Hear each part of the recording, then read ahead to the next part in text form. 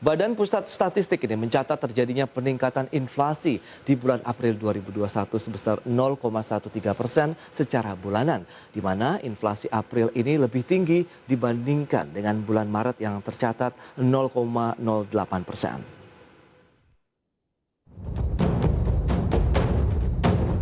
Badan Pusat Statistik mencatat terjadi peningkatan angka inflasi pada bulan April 2021 sebesar 0,13% secara bulanan. Inflasi di kuartal 2 tahun ini lebih tinggi dibandingkan dengan bulan Maret yang tercatat 0,08%. Selain itu, inflasi bulan April 2021 secara tahunan yang tercatat 1,42% juga lebih tinggi dibandingkan dengan bulan Maret 1,37%. Dengan demikian, inflasi tahun kalender atau dari awal tahun hingga April 2021 tercatat sebesar 0,58%.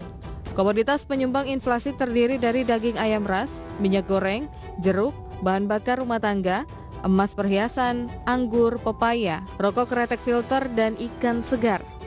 Sedangkan komoditas penyumbang deflasi adalah cabai rawit, cabai merah, bawang merah, beras, bayam, dan kangkung. Deputi Bidang Statistik, Distribusi, dan Jasa Badan Pusat Statistik Setianto menjelaskan, dari 90 kota yang dipantau oleh BPS, ada 72 kota yang mengalami inflasi dan sisanya 18 kota mengalami penurunan harga. Sementara peningkatan inflasi tertinggi yaitu kota-kota Mobagu sebesar 1,31%. Secara nasional, faktor pendorong inflasi sepanjang April ialah naiknya harga makanan, minuman, dan tembakau yang menyumbang inflasi 0,05%. Inflasi bulan April 2021 adalah sebesar 0,13%. Sementara untuk inflasi tahun kalender 2021 sebesar 0,58% dan inflasi tahun ke tahun atau April 2021 terhadap April 2020 sebesar 1,42%. Setianto menambahkan dari 18 kota yang mengalami deflasi, Kota Jayapura tercatat menyumbang deflasi tertinggi, yaitu sebesar 1,26%. Dari Jakarta, Rarjo Patmo, IDX Channel. Ya, kita lanjutkan kembali perbincangan bersama dengan Robertus Yanuar Hadi dari Henan Putih Rai Sekuritas. Baik, Mas Robertus, tadi informasi apakah ini bisa menjadi pendorong begitu bahwa indeks akan lebih bergairah lagi di sepanjang perdagangan hari ini atau tidak akan memberikan dampak apa-apa begitu, mengingat karena momentum Ramadan ada kenaikan harga, itu suatu hal yang wajar juga terjadi setiap tahun begitu, Mas? Ya betul ya, setidaknya kita bisa berharap bahwa momentum Ramadan dan juga Idul Fitri ini bisa meningkatkan pola konsumsi masyarakat, terutama kan ada bonus atau THR yang dibagikan.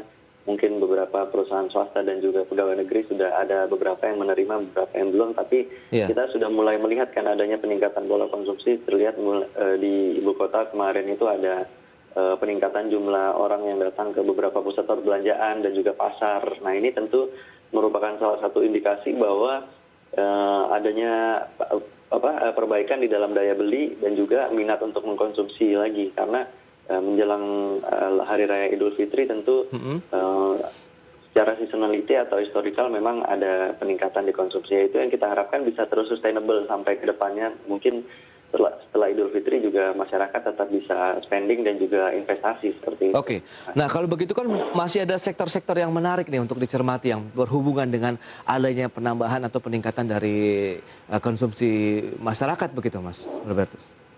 Ya betul, kalau kita melihat komponen kenaikan inflasi terbesar kemarin itu ada di daging ayam ya salah satunya, sehingga kita bisa lihat juga dampaknya di sektor perunggasan seperti Java, Carun, Malindo itu mengalami peningkatan harga saham yang juga cukup signifikan.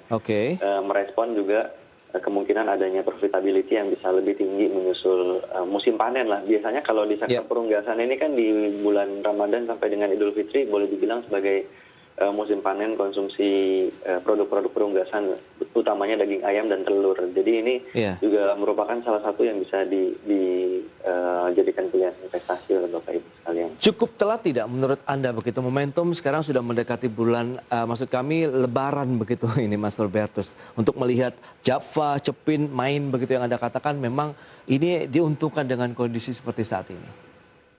Ya kalau kita berharap hanya pada momentum, memang ini momentum yang cukup tepat karena Oke. boleh dibilang anginnya bisa beralih ke sektor-sektor tersebut. Tapi kalau dibilang Ya. telat atau enggaknya, ya memang kita harus perhatikan lebih lanjut lagi mengenai kinerja masing-masing. Kalau misalnya sudah Oke. benar-benar bisa merefleksikan faktor kenaikan harga ayam tersebut, ya pasti ini masih akan ada kemungkinan dia bisa mencatatkan laba bersih atau pendapatan yang lebih tinggi lagi ke depannya, Mas Pras. Baik. Nah, misalnya kalau kita nanti opening market gitu untuk masuk di Java, year to date saja pergerakannya sudah sangat signifikan sekali. Dari level-level sekitar 1.300-an sempat melonjak di tertinggi 2.200-an begitu. Meskipun kita lihat closing kemarin berada di level 2070 ini.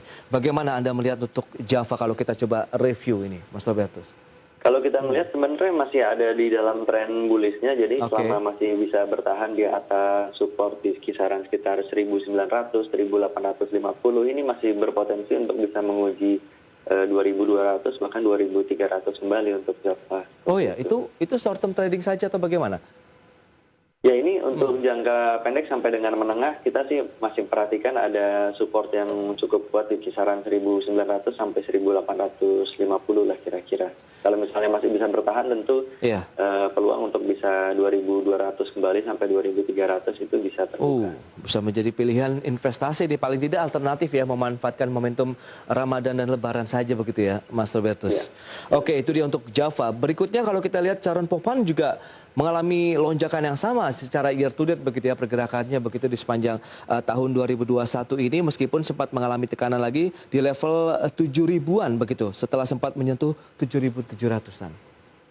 Ya ini lebih berpotensi lagi untuk kembali ke kisaran sekitar 7.700, 7.800. Kalau kita lihat sekarang sebenarnya Oke. supportnya juga masih cukup kuat di 6.800 sampai 6.750 lah. Kalau misalnya masih bisa bertahan di situ, ya tentu peluangnya untuk bisa menguji setidaknya 7.400 yang paling dekat sampai dengan 7.700. Oh, sebenarnya masih ada ruang ya untuk kita bisa mendapatkan gain dari Java, Cepin begitu ya, dengan tadi memang kita tahu mendekati Lebaran, kemudian nilai transaksi perdagangan pun juga lebih banyak diwarnai oleh tekanan jual, tapi untuk sektor-sektor tertentu masih diuntungkan dengan memanfaatkan momentum Ramadan dan Lebaran begitu, Mas.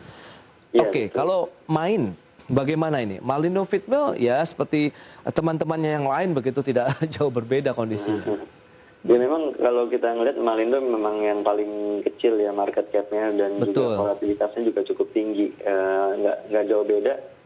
Dia supportnya mungkin agak lebih jauh di 820, 815. Kalau Oke. sekarang harga masih di 900-an, Iya. ini sebenarnya udah lebih dekat ke resistennya di sekitar 960, 970. Oh iya, Malindo benar. sendiri. Oke, jadi lebih menarik Java dan Cepin ya kalau kita Iya, lihat betul. kondisi seperti saat ini. Baik, kalau kita bicara mengenai sektor konsumer lainnya bagaimana? Apakah Unilever, di CBP begitu yang juga seharusnya ada momentum yang bisa dimanfaatkan untuk meningkatkan penjualan mereka? Ya, tidak demikian halnya dengan beberapa sektor konsumer yang lain ya, terutama mungkin Unilever yang kita lihat juga beberapa kuartal ke belakang gitu Iya. mengalami penurunan pendapatan dan juga laba bersih. Oke. Meskipun kita ngelihat juga sebenarnya harga sahamnya udah turun cukup dalam ya, apakah bisa dijadikan kesempatan untuk bottom fishing atau Betul. bisa bargain hunting gitu. Tapi selama Iya, iya. momentumnya masih lemah, sebenarnya sih kita masih terus pantau apakah ini bisa berpotensi ada pembalikan. Tapi sampai sekarang ini sih Iya. trennya untuk jangka pendek sampai dengan menengah ya masih bearish.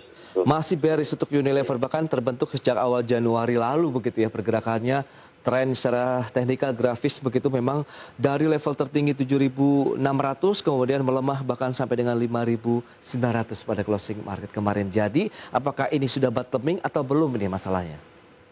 Iya, sepertinya masih akan mencoba menguji support-support selanjutnya Wow. di kisaran 5.500-an.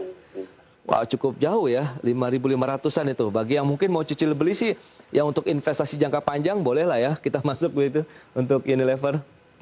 Iya sih, tapi jangan sampai menangkap pisau yang jatuh juga ya, karena kita Iya. ngeliat di 5.500 ini kemungkinan juga akan bisa teruji kembali kalau misalnya Wow. dia break 5.800, 5.700 seperti itu. Baik, itu dia, tetap hati-hati meskipun kita lihat chartnya menarik untuk posisi harga dari Unilever Indonesia. Baik, kita akan bahas nanti di segmen berikutnya, Mas Robertus, beberapa emiten update yang sudah disiapkan oleh redaksi ID External. Dan pemirsa, kami akan segera kembali sesaat lagi.